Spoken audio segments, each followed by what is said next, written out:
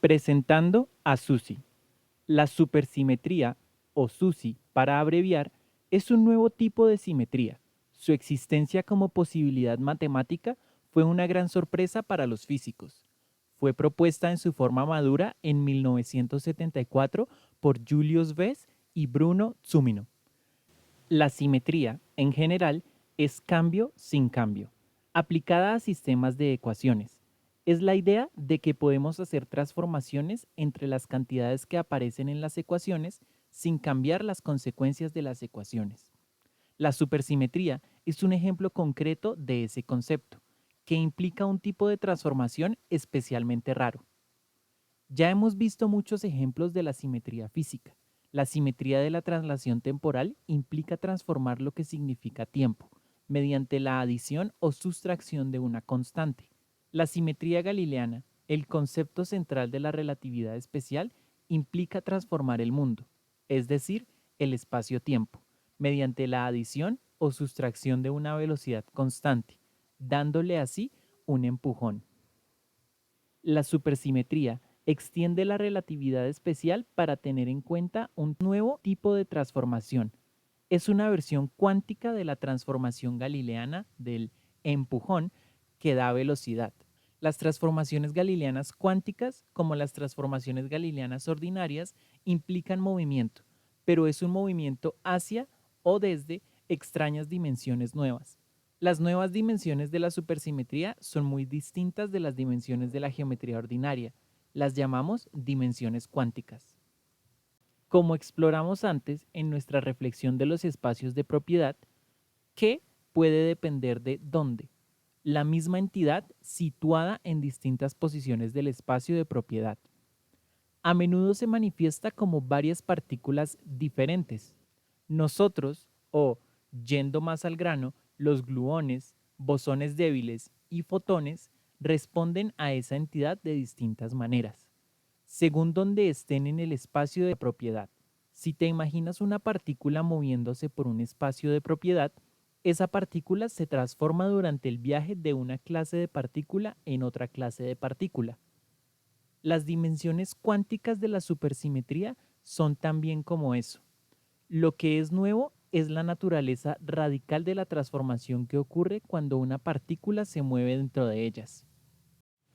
La teoría central se divide en dos partes, que hemos llamado sustancia y fuerza, o, poéticamente, yin y yang. El sector sustancia, compuesto de quarks y leptones, contiene unas partículas que tienen cierta persistencia y textura, unas propiedades que asociamos a la materia terrosa y a la sustancialidad. El concepto técnico preciso que captura lo que todas esas partículas tienen en común es que son fermiones, llamados así en honor de Enrico Fermi. Los fermiones vienen y se van en pares. Como resultado, si tienes uno, no puedes deshacerte de él por completo. Podría convertirse en otro tipo de fermión, o en tres, o en cinco, junto a cualquier número de no fermiones, es decir, bosones, como veremos. Pero no se puede disipar en la nada, sin dejar ningún rastro. Los fermiones obedecen el principio de la exclusión de Pauli.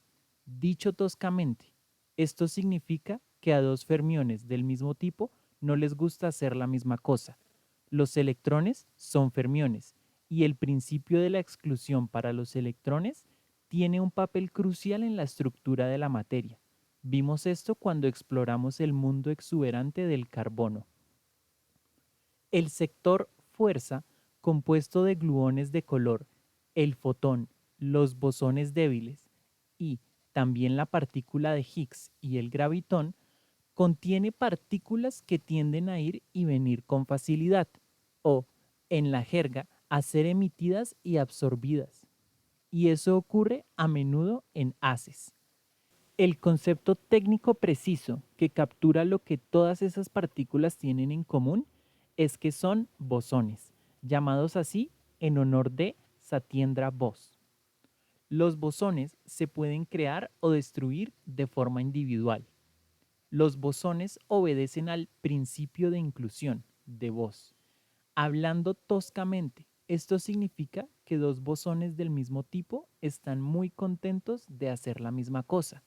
Los fotones son bosones y el principio de inclusión para los fotones es lo que posibilita el láser. Cuando se les ofrece la oportunidad, una colección de fotones intentarán hacer todos lo mismo, generando un rayo estrecho de luz espectralmente pura. El contraste entre partículas de sustancia y de fuerza, fermiones y bosones es muy severo. Supuso una gran imaginación y mucha audacia concebir que podría superarse. Y aún así, las dimensiones cuánticas consiguieron eso exactamente. Cuando una partícula de sustancia se mete en una dimensión cuántica, se convierte en una partícula de fuerza. Cuando una partícula de fuerza se mete en una dimensión cuántica, se convierte en una partícula de sustancia. Es una especie de magia matemática a la que no voy a poder hacer justicia aquí, pero describiré brevemente la rareza central, que es bastante divertida. Proyectamos las dimensiones ordinarias sobre números ordinarios, los llamados números reales. Tomamos un punto de referencia, que suele llamarse origen, y marcamos cada punto con un número real, que describe cuánto tienes que moverte para llegar allí desde el origen.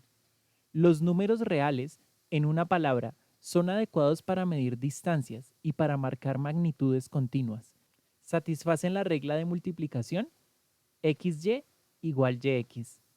Las dimensiones cuánticas utilizan un tipo diferente de números, llamados números de Grassmann.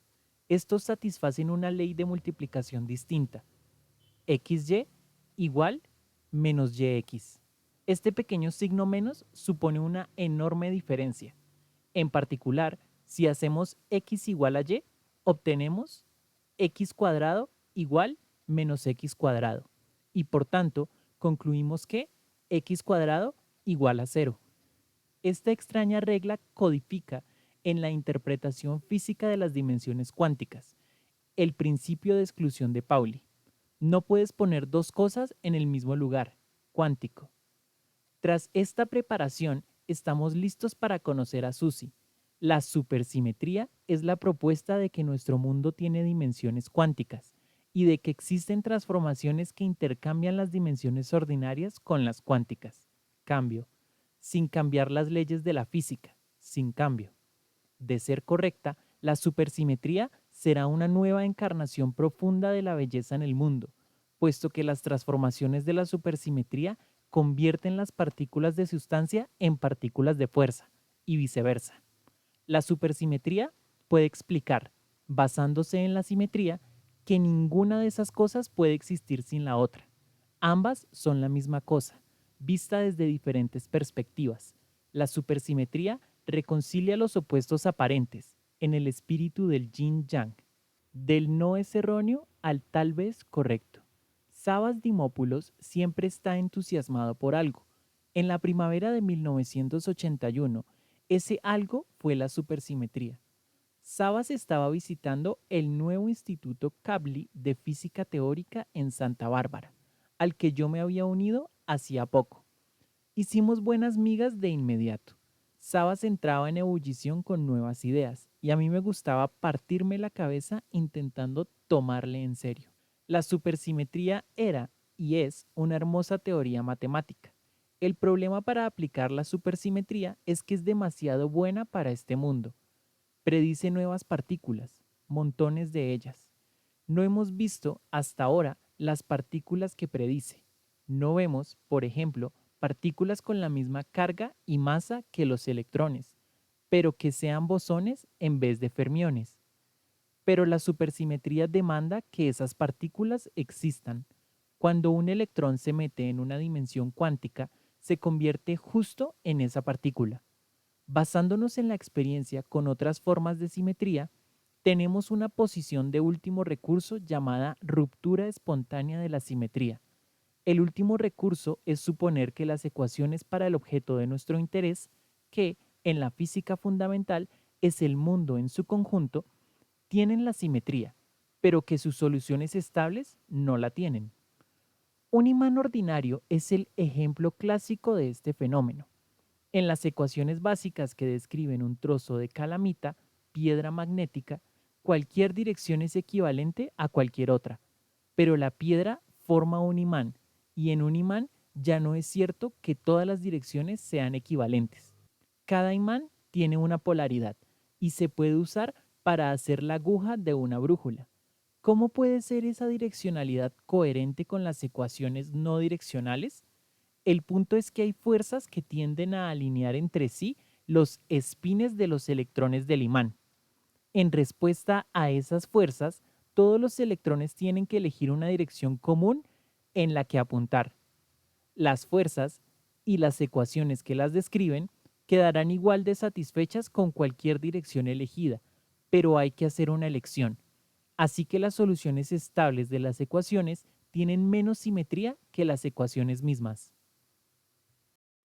La ruptura espontánea de simetría es una estrategia para obtener lo mejor de dos mundos. Si tenemos éxito, podemos aplicar unas ecuaciones bellas, supersimétricas, para describir una realidad menos bella, asimétrica, o deberíamos decir subsupersimétrica. En concreto, cuando un electrón se mete en la dimensión cuántica, su masa cambiará. Si la nueva partícula en que se convierte, el llamado selectrón, es lo bastante pesado, no supone una sorpresa que no lo hayamos observado. Será una partícula inestable que solo puede existir brevemente tras generarse en un acelerador de muy alta energía. En las fronteras de la ignorancia, las aplicaciones de la ruptura espontánea de simetría implican idear hipótesis creativas. Tienes que adivinar una simetría que no es visible en el mundo, ponerla en tus ecuaciones y mostrar que el mundo, o de forma más realista, algún aspecto del mundo que estás intentando explicar, salta de sus soluciones estables. Podemos usar este recurso para la supersimetría, construir modelos del mundo con una supersimetría rota espontáneamente que sean coherentes con todo lo que sabemos resulta difícil. Yo le di un intento breve cuando la supersimetría se desarrolló por primera vez, a mediados de los años 70, pero después de que algunos enfoques simples me fallaron de manera miserable, decidí abandonar. Sabas es un constructor de modelos mucho más dotado por naturaleza, en dos aspectos cruciales. No insiste en la simplicidad y no abandona. Fue una colaboración interesante, reminiscente de la extraña pareja. Cuando yo identificaba una dificultad concreta, llamémosla A, que no se abordaba en su modelo, él decía, no es un problema real, estoy seguro de poder arreglarlo. Y a la tarde siguiente volvía con un modelo más complicado que resolvía la dificultad A, pero entonces nos poníamos a discutir la dificultad B y él la resolvía con otro modelo complicado totalmente diferente. Para resolver tanto A como B, tenías que juntar los dos modelos y entonces surgían nuevos problemas.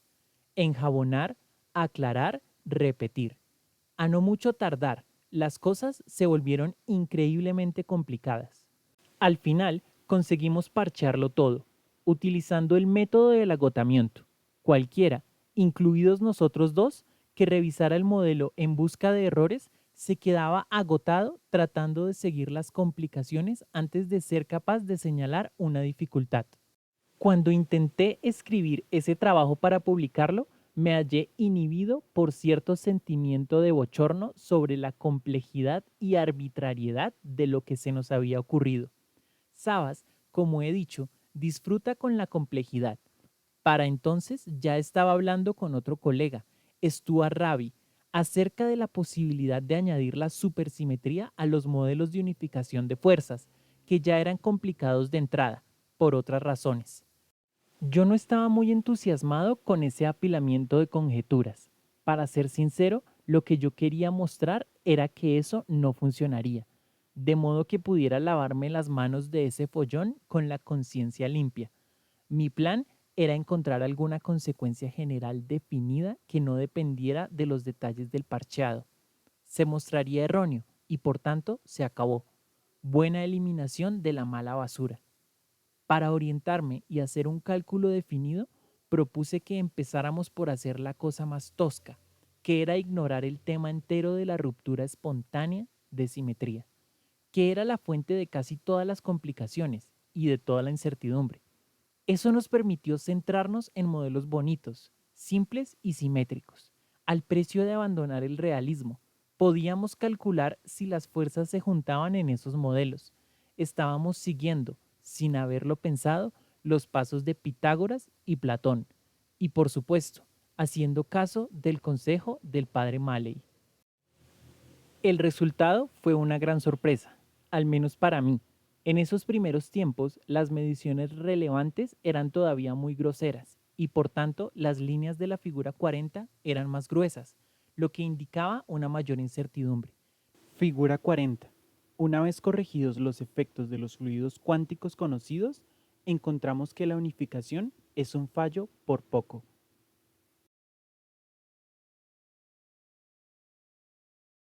Las líneas gruesas sí que se solapaban.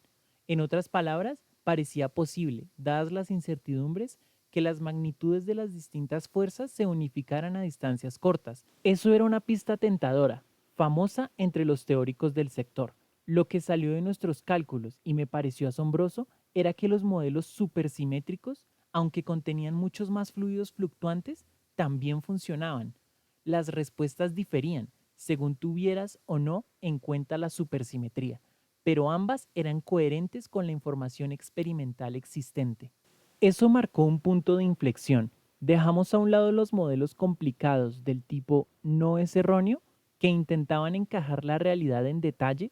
En vez de eso, Sabas, Stuart y yo escribimos otro artículo corto que a primera vista era claramente poco realista, es decir, erróneo, con la supersimetría intacta.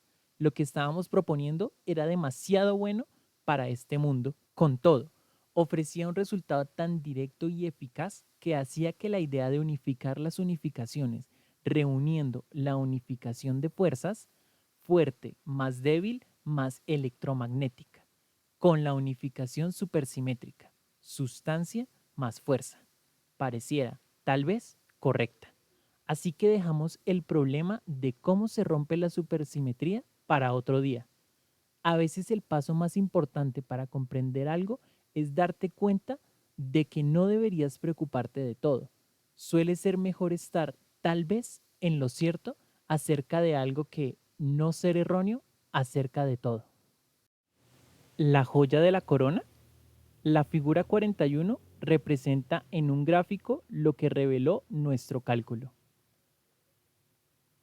Figura 41. Tras añadir los efectos de los nuevos fluidos cuánticos que requiere la supersimetría, ocurre una unificación precisa.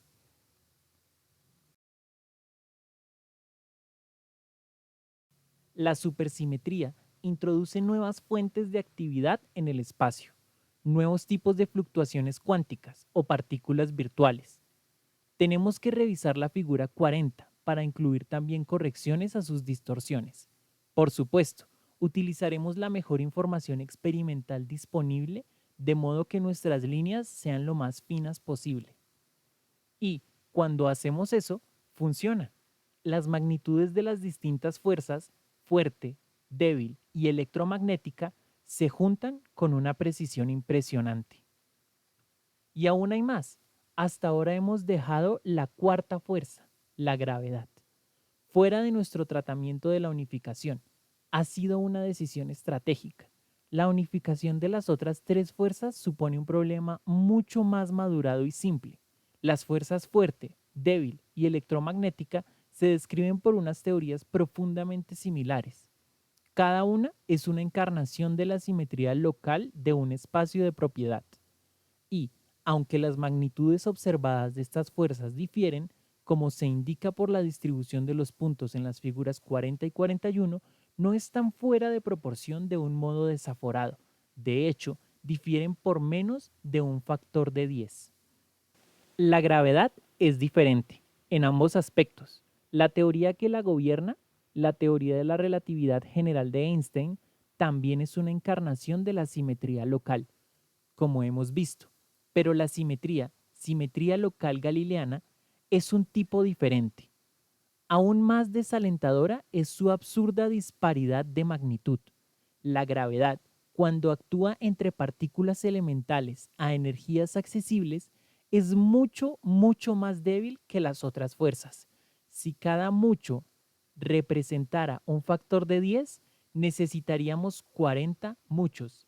Y así, en la figura 41, no se ve ningún círculo que represente la fuerza observada de la gravedad, porque ese círculo queda muy, muy fuera del universo visible. Supone unos 27 factores de 10 llegar desde el tamaño de nuestra figura hasta el tamaño del universo visible, y eso aún dejaría 13 sobrantes. Pese a todo, podemos meter también a la gravedad en el juego, y, si perseveramos, se nos recompensará. La gravedad responde directamente a la energía, de modo que si la sondeamos con la mente y el lápiz a unas energías cada vez mayores, su fuerza aumenta en proporción. Ese crecimiento de magnitud directo es un efecto mucho más poderoso, cuantitativamente, que los cambios de magnitud de las otras fuerzas, debido a las fluctuaciones cuánticas. El arco de la figura 41, que representa la inversa de la magnitud de la gravedad, se hunde hacia abajo, vuelve a entrar en el universo visible y está muy cerca de juntarse con las otras tres fuerzas, en el punto en que éstas se reúnen también. Al nivel del acoplamiento de las magnitudes, entonces conseguimos una unificación completa entre las cuatro fuerzas básicas: fuerte, más débil, más electromagnética, más gravedad. Ese logro no representa en sí mismo una teoría completa de unificación.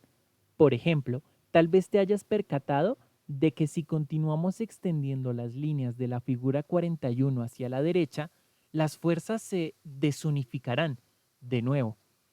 Para las fuerzas fuerte, débil y electromagnética podemos desarrollar la unificación. No podemos derivar una teoría totalmente única, no hay bastante información para eso, pero las teorías posibles tienen mucho en común. En concreto, todas requieren partículas nuevas y muy pesadas, como los mutatrones que ya hemos mencionado. Las fluctuaciones asociadas a esas partículas que no se incluyen en la figura 41 hacen que los acoplamientos permanezcan una vez que se han encontrado. No tienen mucho efecto antes de eso. Cuando intentamos incluir la gravedad, las incertidumbres son mucho mayores. Uno de los grandes objetivos de la teoría de cuerdas es explicar cómo la gravedad se unifica con las otras fuerzas, pero ese objetivo se ha mostrado elusivo hasta la fecha. Pese a sus limitaciones, esta unificación de fuerzas es un gran resultado. Emerge de la búsqueda de una respuesta a nuestra pregunta bella y a la corona. Confirma con impresionante precisión y exactitud que la belleza, en su forma específica de simetría profunda, está encarnada en el mundo, ¿o no? Para satisfacer nuestra visión, hemos tenido que apelar a la supersimetría. Como hasta ahora no hay evidencias directas de la supersimetría, esa conjetura es cuestionable. El éxito de nuestro cálculo es, para mí, una fuerte evidencia circunstancial. Por suerte, podemos comprobarlo. Si las nuevas partículas que predice la supersimetría tienen que hacer la tarea que les hemos asignado, no pueden ser demasiado pesadas. Las grandes masas suprimen sus fluctuaciones cuánticas y devolverían la figura 41 al aspecto de la figura 40. El gran colisionador de hadrones debería estar pronto en condiciones de concentrar la suficiente energía para empezar a producir algunas de esas partículas en los próximos 5 años. Apuesto por ello. En la belleza confiamos, en Dios confiamos. Los demás pagan en efectivo. Jean Shepherd, título de su libro. En la belleza confiamos cuando hacemos nuestras teorías, pero su valor en efectivo depende de otros factores. La verdad es muy deseable, pero no es el único criterio, ni siquiera el más importante. La mecánica de Newton, centrada en la conservación de la masa, y su teoría de los colores, centrada en la conservación de los tipos espectrales, por ejemplo, no son verdad estrictamente, y sin embargo son unas teorías enormemente valiosas. La fertilidad, La capacidad de una teoría para predecir nuevos fenómenos y darnos poder sobre la naturaleza es también una gran parte de la ecuación. En el pasado, la confianza de la belleza ha rendido a menudo beneficios. La teoría newtoniana de la gravedad fue desafiada por la órbita de Urano, que no obedecía a sus predicciones. Urbain Le Verrier y también John Couch Adams, creyendo en la belleza de la teoría, se vieron forzados a proponer la existencia de un nuevo planeta, que no se había observado aún, cuya influencia podía ser la responsable de la anomalía. Sus cálculos dijeron a los astrónomos dónde mirar y condujeron al descubrimiento de Neptuno, la gran síntesis de Maxwell. Como hemos visto, predijo nuevos colores de la luz, invisibles para nuestros ojos y tampoco observados en la época. Confiando en la belleza de la teoría, Hertz propuso y observó las ondas de radio. En tiempos más recientes, Paul Dirac predijo, mediante una ecuación extraña y hermosa, la existencia de las antipartículas, que no se habían observado entonces, pero lo fueron poco después. La teoría central, anclada en la simetría, nos dio los gluones de color, las partículas W y Z, la partícula de Higgs, el quark Charmet y las partículas de la tercera familia. Todo ello como predicciones anteriores a su observación. Pero también ha habido fallos. La teoría atómica de Platón y el modelo planetario de Kepler fueron hermosas teorías que, como descripciones de la naturaleza, fallaron estrepitosamente. Otro error fue la teoría atómica de Kelvin, que proponía nudos de actividad en el éter.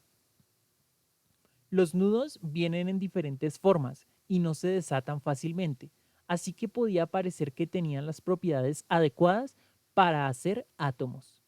Estos fallos no dejaron de dar frutos. La teoría de Platón inspiró unas investigaciones más profundas de la geometría y la simetría. El modelo de Kepler le inspiró su gran carrera en la astronomía, y el modelo de Kelvin inspiró a Peter Tate a desarrollar la teoría de los nudos matemáticos, que sigue siendo hoy una materia vibrante, pero como teorías del mundo físico son erróneas sin remedio. El destino de la supersimetría no está decidido aún. Su descubrimiento, como hemos visto, podría recompensar nuestra confianza en la belleza como una guía hacia la realidad profunda. Hay buenas razones para pensar que el descubrimiento puede ser inminente y razones hermosas para esperarlo, pero eso no ha ocurrido de momento. Veremos.